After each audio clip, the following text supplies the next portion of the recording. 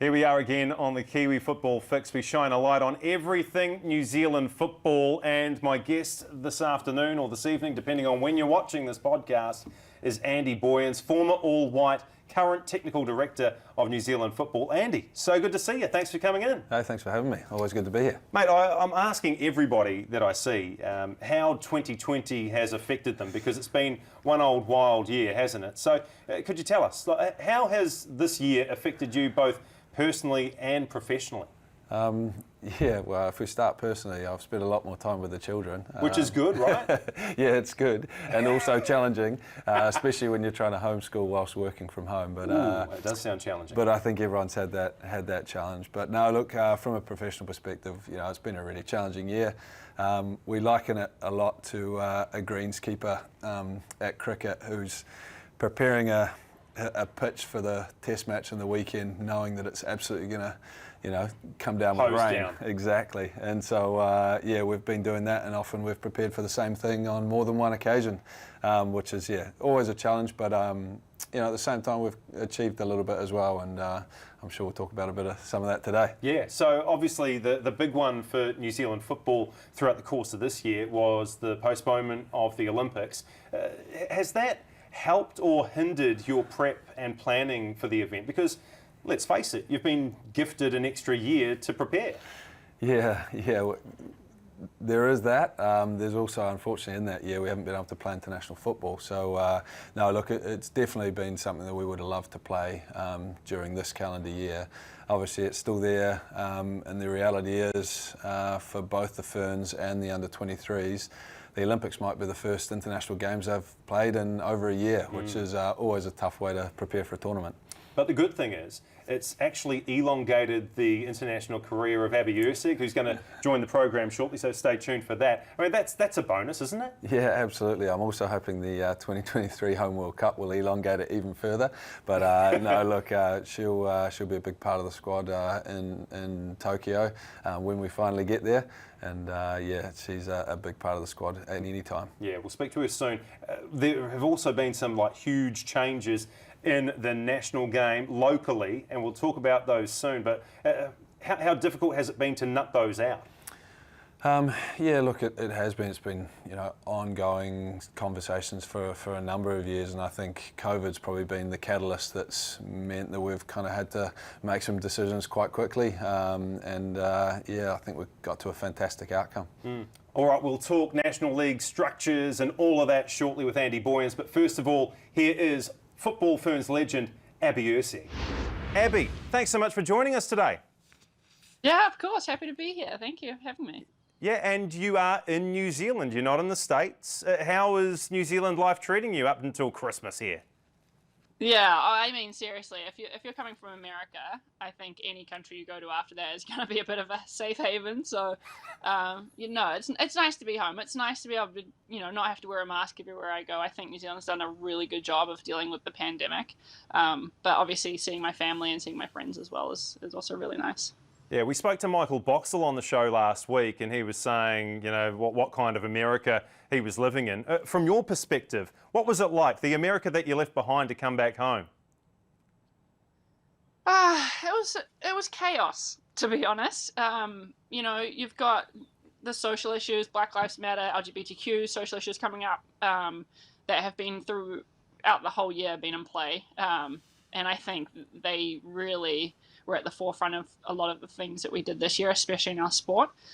So you had that, and then obviously the pandemic kicked in very early on as well. So dealing with both of those for the entire year it was stressful and it was tough for a lot of people.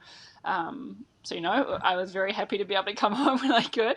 Yeah, I'll bet. Is a change in president going to change a lot of those issues? I don't think they'll change, but I think he's a little more inclined to at least address some of the issues in the best way that he can. I think with having the current president in power was disruptive for a lot of people. And I think it really kind of tore the country apart. I've never really seen America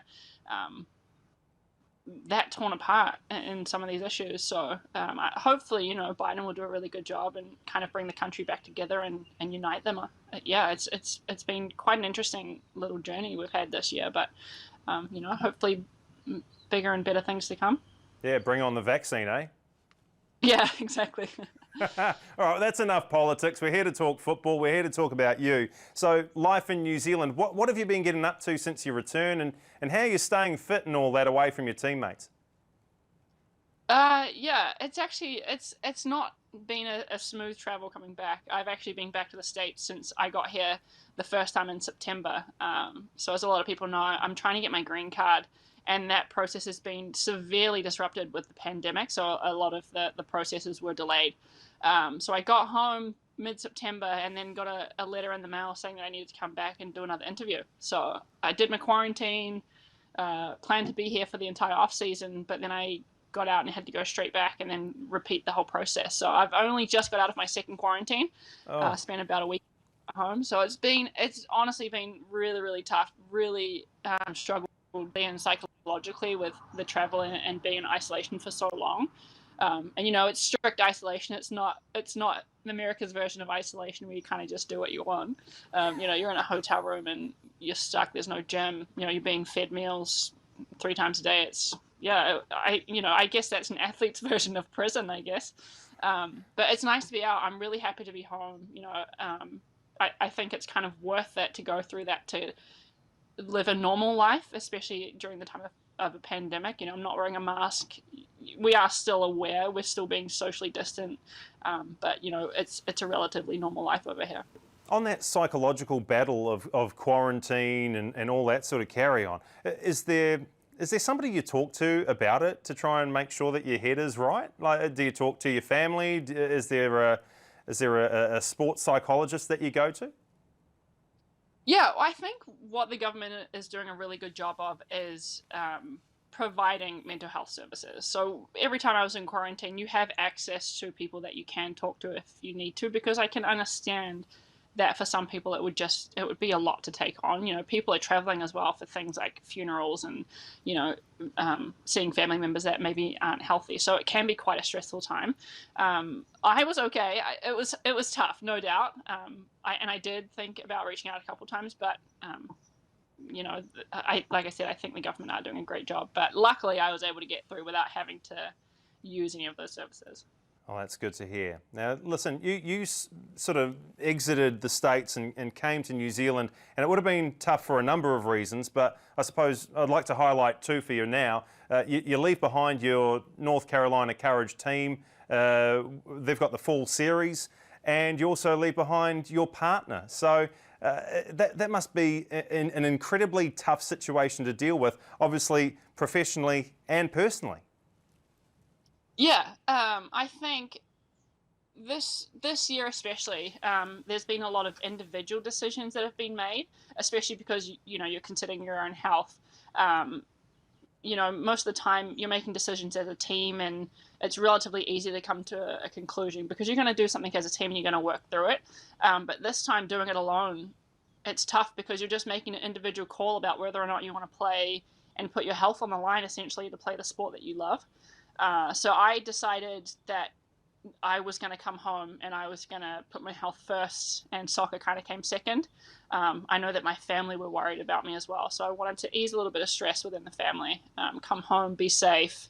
Like I said, New Zealand was doing a really good job at that. So in terms of that, the decision was hard to leave the team. You hate to leave the team midway through a season. It's uncomfortable. It's really uncomfortable. On the other side of that, my girlfriend also decided to leave, so we kind of came to the decision together. We both kind of prioritized our health and our family, and so we left together, and I spent a bit of time with her before I came. But usually she can come over with me, and that's been quite challenging as well. So it's going to be almost a 4-month period where you don't see each other. And towards the end of that, that does get really difficult. You just have to keep the big picture in mind and know that we'll spend most of the year together next year, hopefully. But yeah, like I said, when you're prioritizing something like your health, that's so important. I think that kind of overbranches and takes priority over everything else.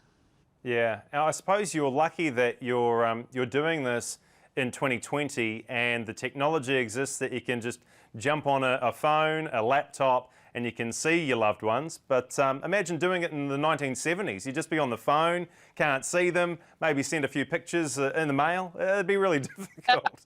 I've actually said that to a couple of people. I said, man, can you imagine, back when it was, 1914 and it's time of war and all you can do is send a letter? It must have just been so stressful. We're so lucky.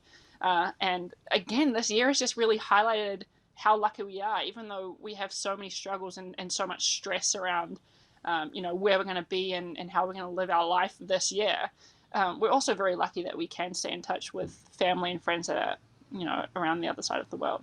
Yeah, 100%. Now, Abby, you were going to play at the Olympics in Japan, Tokyo to be exact, and then obviously the pandemic hits and it's postponed for a year. And that's elongated your international career. First of all, how do you feel about that, having to go another year? Because I'm sure that you would have put in place a whole bunch of plans that, yep, you were going to pull the pin finally in the middle of 2020, but obviously that's not the case. Yeah, I mean, it's tough, no doubt. When you're preparing for a major event that you're building up to, it's taken 3 or 4 years to build up to, and you have a perfect plan in place and everything's going well. Yeah, a pandemic's going to suck in the middle of that and it is going to blow it up a little bit.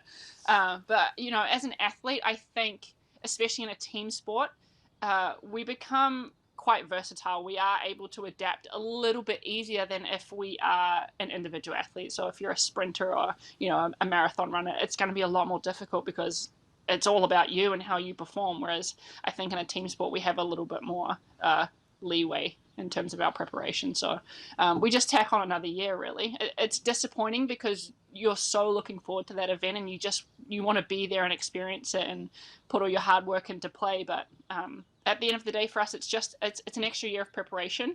And for some teams, it's actually better.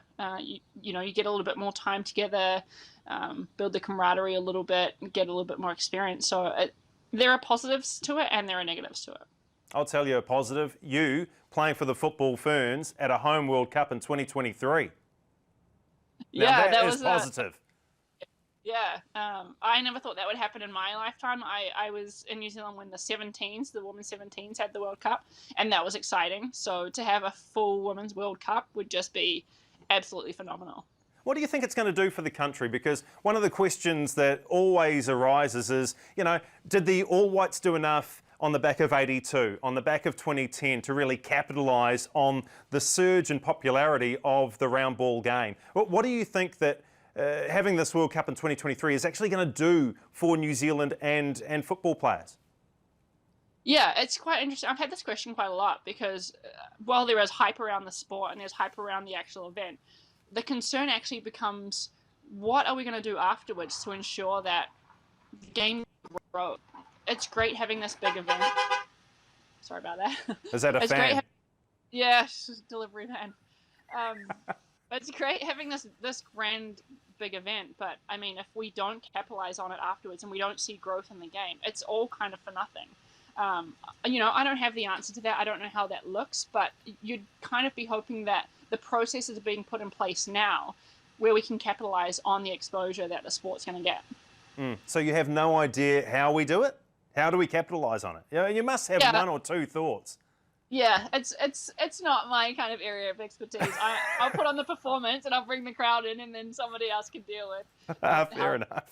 But yeah, I'm sure people are working behind the scenes to make sure that happens. We don't have to experience it. You wouldn't have to experience it live to know that this is going to happen. We can kind of work off what other people are doing as well. So yeah. What kind of team are we going to have at this World Cup? You've worked closely with a lot of these players, and you must be familiar with some of the younger players coming through. How competitive are we going to be? Yeah, it's difficult to know because I haven't spent a lot of time with the team the past year. It's been tough to be able to get that contact time because of the pandemic. So what the team looks like now, I actually don't know because I haven't spent a lot of time with the girls. But obviously we always want young talent coming through. We always want a little bit of experience with the players that have been to World Cups and that have been to Olympics before. I think it's finding the right combination of that that gets you success at the World Cup, because if you're just going with a young team with no experience, obviously you're going to make some mistakes that I first made when I was at my World Cup. But if you have a team that's only experienced, are they going to last an entire tournament on some of the old leagues that we have?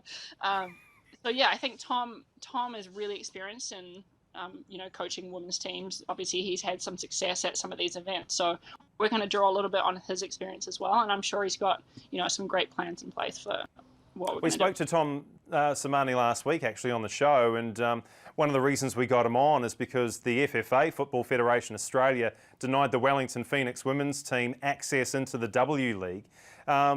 You must have a word on that, because that would have been quite helpful ahead of the Olympics and obviously the World Cup, to have our young women in New Zealand have access to that kind of level of competition.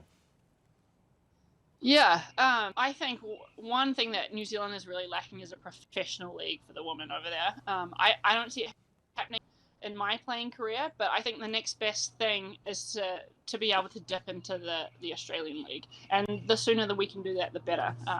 The sooner that we can get younger players exposed to professional level environments, it's only going to help them develop and grow. Had I have had that growing up, had the players around me had that growing up, maybe we'd be more developed than we are now, and maybe our team would be a little bit more experienced. So it was disappointing that we couldn't, get our foot in that door.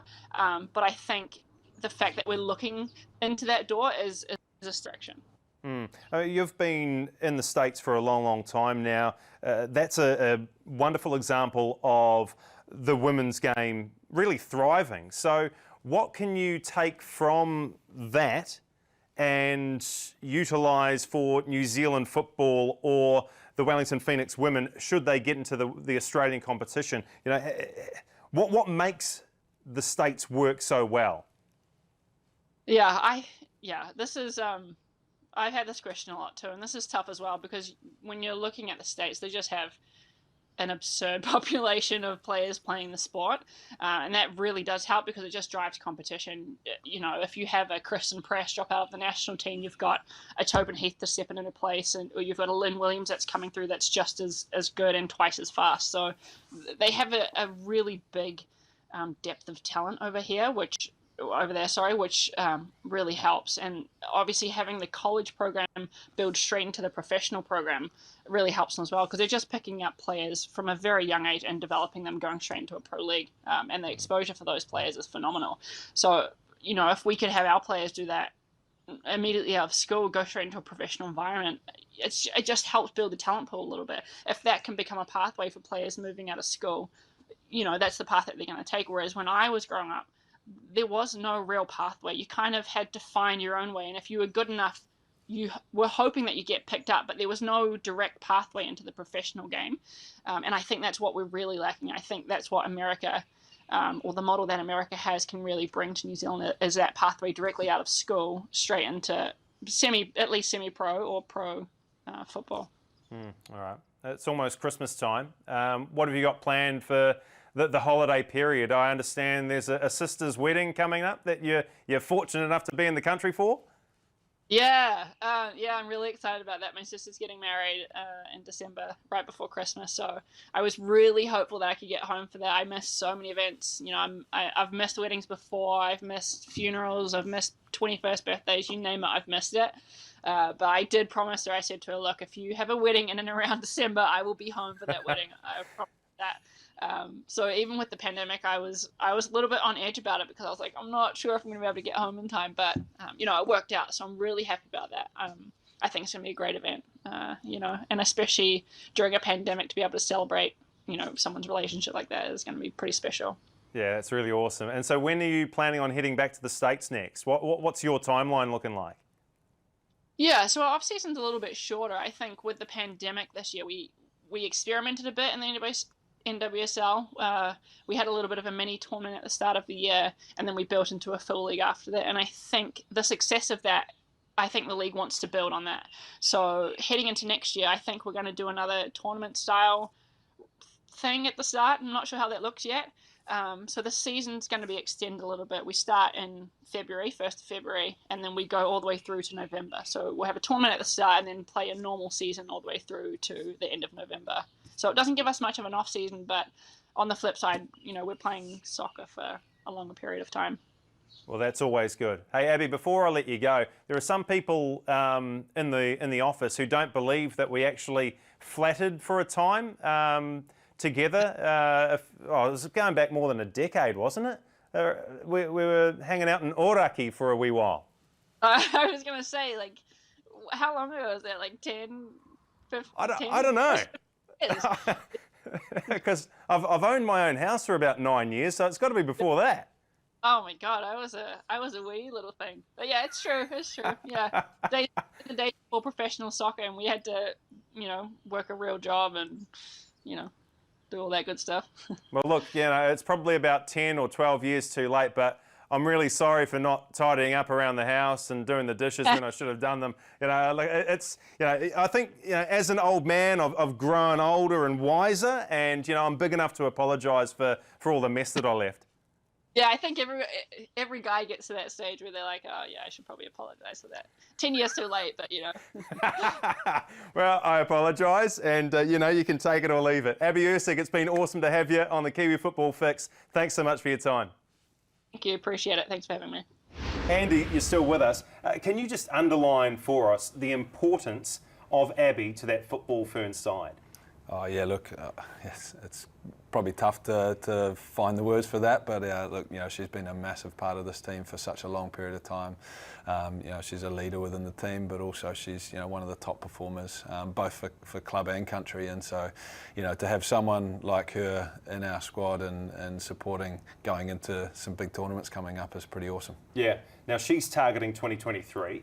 Who is New Zealand football targeting for 2023? You've got some vastly experienced players who are probably thinking about pushing the boat forward to that tournament on New Zealand shores. Is there anyone in mind that you've already shoulder tapped and said, listen, we need you guys to be available? Yeah, look, I think that's the exciting thing about 2023 is that we've got, some fantastic players coming towards, the close of their career and an opportunity to push hard for that.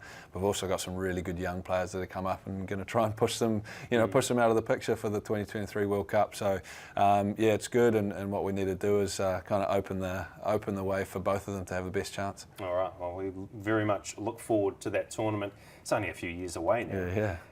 God, it's just going to go off, isn't it? Crowd support's going to be insane. Yeah, I think it's often underestimated how big a tournament this is. It's the second or third biggest sporting event in the world, not just football tournament, but sporting event in the world. And so, we're going to have COVID dependent. We're going to have a bunch of. I hope it's not a problem in 2023, mate. Jeez. No, look, me too.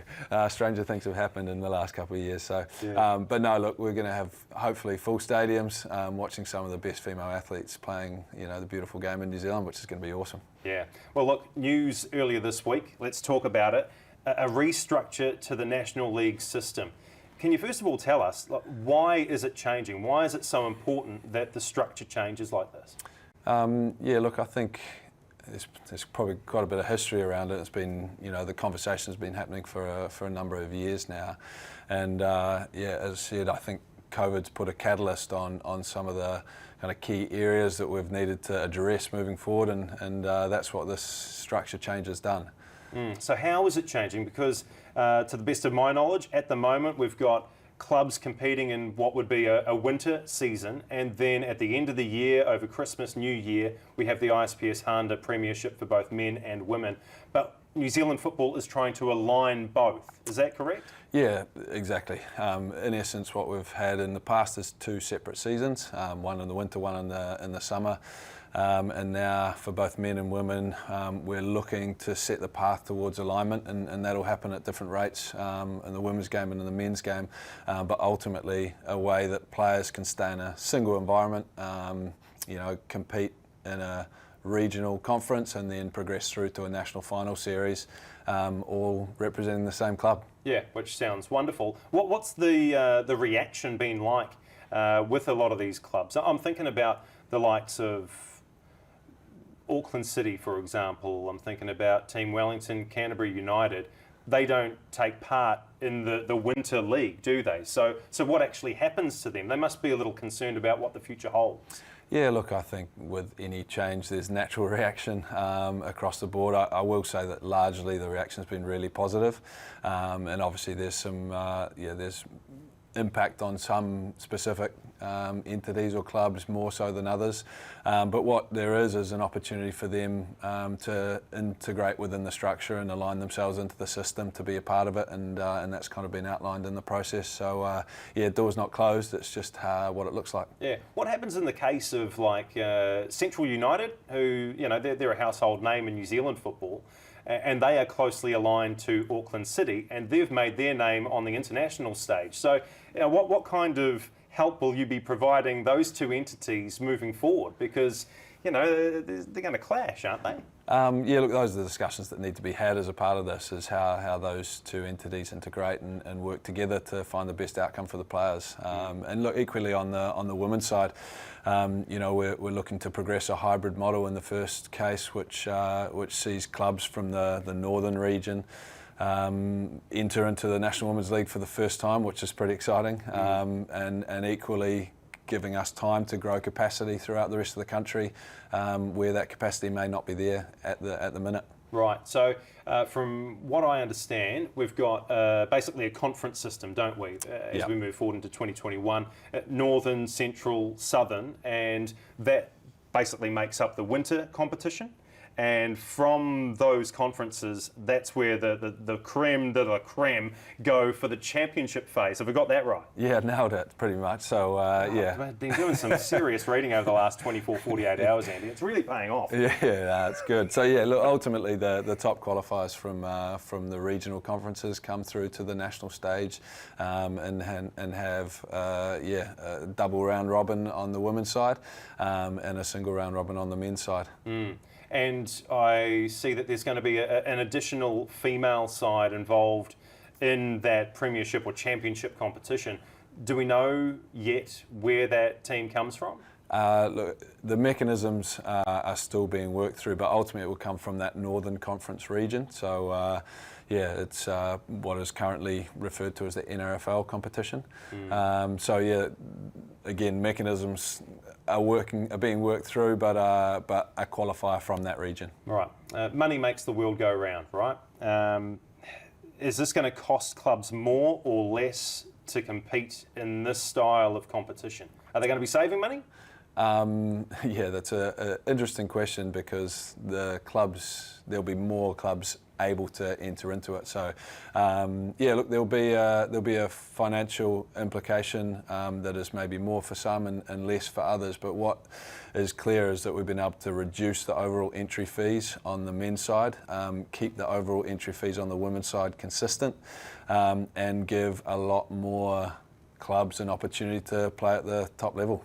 Finance is one of the driving factors of this restructure, but I suppose another key factor would be player development in youth development, right? So can you talk to us a little bit about how you propose that the youth will develop under this structure? Yeah, look, I think the key here, and there's some kind of key principles that sat behind the competitions, and not just this time round, but have been over the last 5 years of conversations around what our competition should look like. And two of those are an aligned structure and a focus on youth development, and that comes out really strongly in our new strategy as well. And what there are challenges with when you have 2 seasons is developing players, because they're constantly shifting from one club or one environment to another. And what we've seen in recent years is actually that movement being driven by money at times through quite excessive player reimbursements, which in essence takes money out of the game and granted puts it into players' pockets, but excuse me. I hope it's not COVID, Andy. Please. Oh, man.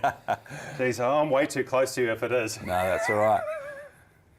Ultimately what that does is takes it, puts it in the player's pocket, but takes it out of the system, which can drive youth development. So, Yeah, what we're looking at is implementing an aligned system whereby a player, not just in the National League, but even before that, when they're 12, 13, 14, 15 and moving through the system, can have an eye on that aspirational target of playing for their first team in the National League. Creating that pathway. Absolutely. Yeah, it's a very obvious one. Yeah, absolutely. Yeah. Instead of having to, maybe shift club or going to a new team just for a short period of time. Yeah, and so with that in mind, are there going to be caps on how many young players a team needs to select on game day? Yeah. So if we look at some of the stats even from the current National League season, there are some whole squads on the men's side that don't have any under 20 players in the whole squad. On the women's side, we've got quite a lot of player depth, especially younger player depth. But ultimately, overall, the principle is to try and drive more younger players getting opportunities at higher levels. So two under 20 players per squad starting is where we've drawn the line for 2021, and we'll look to progress that even further moving forward. With some of the clubs out there, how difficult do you think it will be to implement something like this when they're focused on winning titles and success and almost neglected that youth player pathway? It'll be like a mindset shift, won't it, for some of these teams out there? Oh yeah, it will absolutely be a mindset shift. I think what's key to point out though is that we should, the game's to try and win, and we're not trying to take that off the table. It's important that that's why the players play the game. My 5-year-old goes out and tells me he wants to win, when he's going out on the football field. So, wow, this is not about pretty young to get the old red mist descend and start hacking down people. No, he loves the game as well, and that's what it's all about for him. But you ask anyone who goes out in the field, they want to win the game, and it's not taking that off the table, but it's actually prioritising other areas as well. And I think by implementing this system and putting some regulations around having some youth players, it just creates a little bit of a balance whereby, we still want teams to win and we still want people to progress through to the championship, but we want them to do it, within a structure of youth development and maybe some different drivers on the table outside of just winning the competition. Yeah. Well, I think we've spoken about a few of them already, but what else do you see as some major stumbling blocks over the next few months to try and get this off the ground? Do you need to convince a lot of people out there? What do you see as the major issues? Yeah, look, I actually don't see a great number. In essence, we've got the leagues are already in place on the men's and women's side of the game. So, we've got a northern, NRFL, which is the Northern Conference. We've got a Central League, which is the Central Conference. We've obviously got to progress a Southern League, which is at the moment split across mainland football and Football South, both on the men's and women's side. And those are conversations that have to be had. But ultimately, we're not.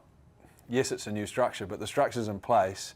We're just the pointy end of the structure's just changed. So look, there's going to be some things we have to progress and support the system in order to get across the line. But they're not big rocks. Yeah, and what's the timeline? So obviously Christmas is fast approaching, but this is something that needs to be up and running in a few months' time. So you're going to have a pretty busy holiday period, Andy. Oh yeah, look again, the systems are there, so the leagues are already there. The conferences already run and have done for a number of years. So it's not reinventing the wheel in that sense.